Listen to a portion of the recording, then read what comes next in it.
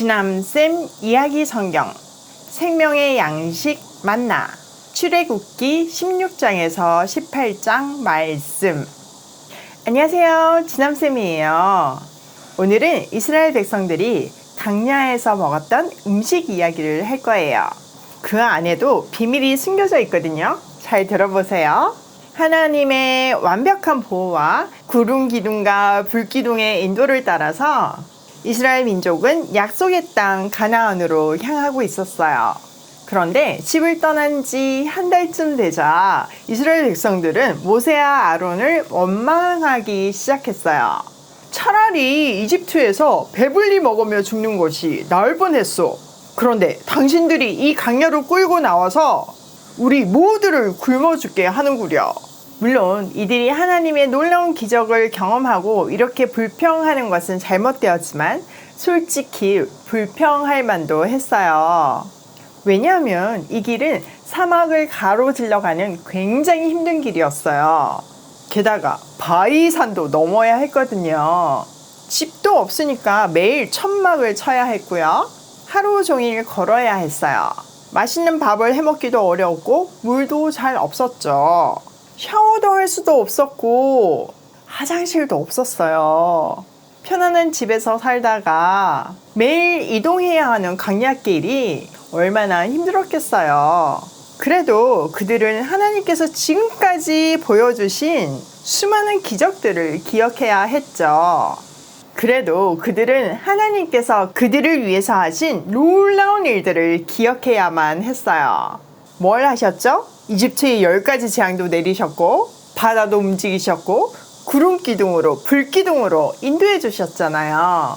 그러니까 이렇게 힘든 상황을 주실 때도 뭔가 이유가 있구나 생각해야 하는데 다 잊어버리고 불평만 한 거죠. 하나님께서는 모세에게 말씀하셨어요. 너희에게 먹을 것을 하늘에서 비처럼 내려줄 테니 날마다 나가서 그날 먹을 만큼만 거두어라. 이것을 통해 너희가 나의 지시를 따르는지 안 따르는지 시험해 보겠다. 매주 6날은 날마다 거두는 것의 2배가 될 것이야. 모세와 아론은 하나님을 원망하는 이스라엘 백성에게 이 소식을 전했어요. 하나님은 또 모세에게 말씀하셨어요. 이스라엘 백성이 원망하는 소리를 들었다. 그들은 저녁이 되면 고기를 먹고 아침에는 빵을 배불리 먹을 것이다. 내가 너희의 하나님임을 알게 될 것이야. 하나님의 말씀대로 그날 저녁에 메추라기라고 하는 통통한 새가 엄청 많이 날라와서 이스라엘 백성들은 고기를 배불리 먹었어요.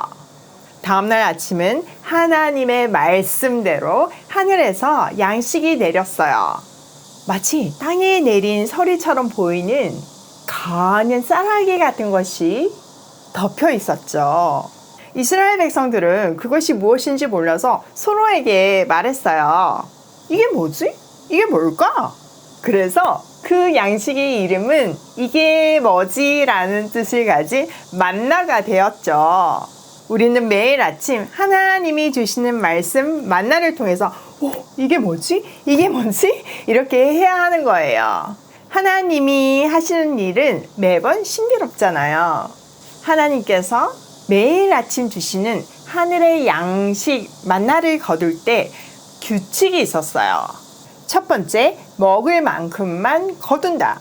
두 번째, 장막 안에 있는 연약한 사람들을 위해서도 거두어서 갖다 준다. 세 번째, 다음날 먹을 것을 남겨두지 않는다. 네 번째, 6째 날은 다음 날인 안식일을 위해서 2배를 거둔다. 이 규칙을 다 잘 지켰을까요? 아니에요. 꼭 안 지키는 사람들이 있죠. 하나님이 주신 규칙을 어기고 많이 거두는 사람이 있었는데 그 많이 거둬봤자 다음 날이 되자 다 벌레가 먹고 썩어버렸어요. 또 7째 날 안식일에 거두러 가는 사람들도 있었죠. 나가봤지만 없었어요. 하나님은 이렇게 만나를 통해서 하나님의 자녀들이 말씀대로 살아야 한다는 것을 가르쳐 주시고 말씀대로 살도록 훈련시키셨어요. 이 만나는 사람이 살기 위해서는 꼭 먹어야 하는 생명의 떡이에요. 생명의 떡, 혹시 생각나는 분 있나요? 네, 맞아요. 바로 예수님이세요. 이 만나는 사람이 먹는 거로만 사는 것이 아니라 하나님의 말씀으로 산다는 것을 가르쳐주고 예수님을 통해서만 영원히 살 수 있다는 것을 가르쳐주고 있어요. 이스라엘 백성들은 매일 주시는 만나를 먹으며 주님의 명령대로 천막을 옮겨가며 이동했어요. 구름 기둥이 이동하면 밥을 먹다가도 짐을 챙겨서 이동해야 했고 구름 기둥이 멈추면 가고 싶어도 멈추어야 했죠. 이렇게 하나님의 말씀대로 가고 서는 법을 배웠어요. 자, 이스라엘 백성들의 실력이 어느 정도 늘었나 한번 볼까요? 그들이 르비딤이라는 곳에 도착했을 때 백성들은 마실 물이 없었어요. 그때 또 모세에게 불평하기 시작했죠. 물을 주시오. 우리 아이들과 가축들을 다 죽게 할 작정이요? 이렇게 죽게 하려고 이집트에서 데리고 왔소? 이스라엘 백성들은 너무 목이 말라서 돌로 모세를 칠 기세였어요. 하나님은 모세에게 말씀하셨죠. 내가 저기 시내산 바위 위에서 너의 앞에 서겠으니 너는 그 바위를 쳐라. 그러면 거기서 이 백성이 마실 물이 터져 나올 것이다. 하나님께서 시키신 대로 하니 바위 위에서 물이 쏟아져 나왔어요. 이스라엘 백성들은 충분히 실컷 마실 수 있었죠. 아직 하나님을 아는 실력이 늘지 않았네요. 그쵸? 자, 그때 이집트 다음으로 용맹한 아말렉 사람들이 쳐들어왔어요.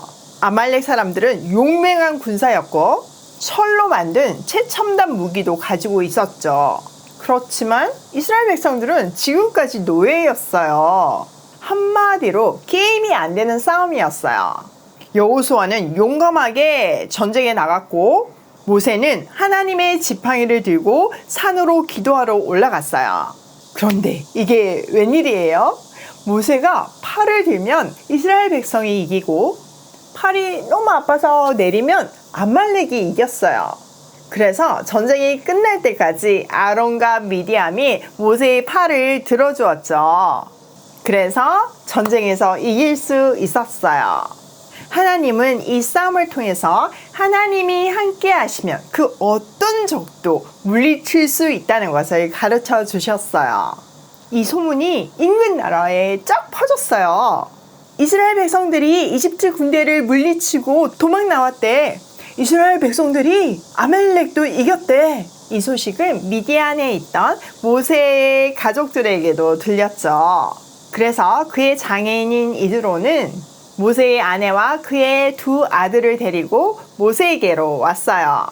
그리고 지금까지 있었던 그 놀라운 이야기들을 모세로부터 직접 들었죠. 이드로는 하나님을 찬양하며 예배를 드렸어요. 이렇게 전능하신 하나님의 소문이 점점점 퍼져나가기 시작했어요. 하나님의 계획대로 된 거죠. 아쉽지만 오늘의 이야기는 여기가 끝이에요. 그렇지만 잠깐 헤어지기 전에 꼭 기억해야 하는 세 가지가 있어요. 첫 번째, 사람은 하나님의 말씀을 먹고 산다. 두 번째, 하나님이 매일 주시는 만나, 이게 뭐지? 를 통해서 하나님을 배운다. 세 번째, 하나님은 어려운 일을 통해서 하나님을 가르쳐 주신다. 내일 이 시간에 만나요.